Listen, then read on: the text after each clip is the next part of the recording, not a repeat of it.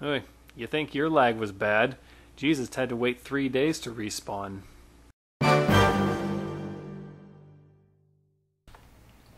Hello, boys and girls. Lord Hawkeye yet again.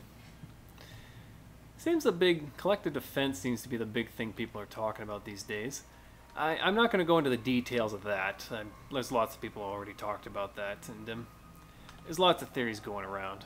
But I wanted to talk about something kind of related, but not really.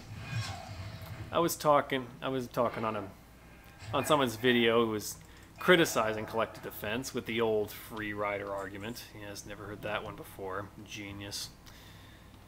I mean, first of all, status, if you really want to be convincing, stop reusing arguments. It doesn't work.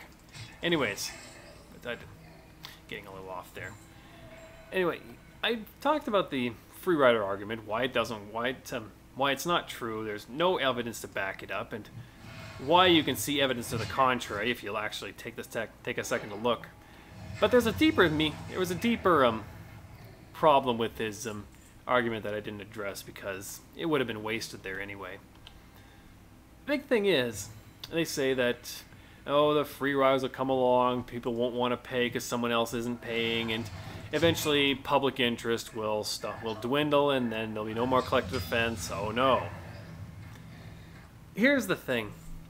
Even if that were true, even if every last bit of it were true, even if for some reason or another society just wouldn't invest in collective defense, here's something that the statists just can't understand.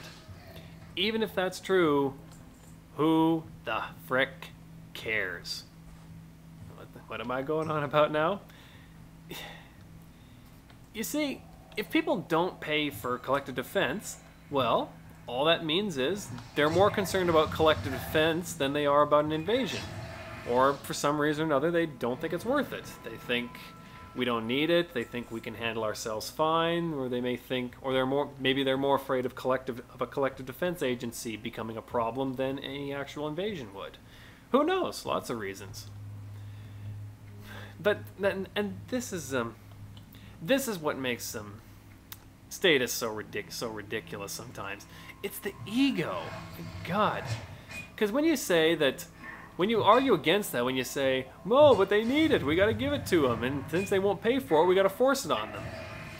You're saying that you know millions of people's needs better than they do. You are just gifted with that kind of godlike insight.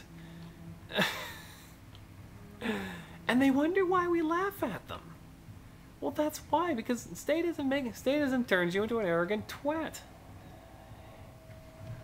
I mean, I was reading a while ago, there was some scientific studies talking about how being in a position of power turns you into a complete egomaniac who thinks he's God. And yeah, they actually did this. It was kind of interesting, but also kind of disturbing. But anyways. And I get this argument all the time with regards to healthcare, private defense, all these things. We gotta force this on people or they won't pay for it. Well, folks, here's a thought for you.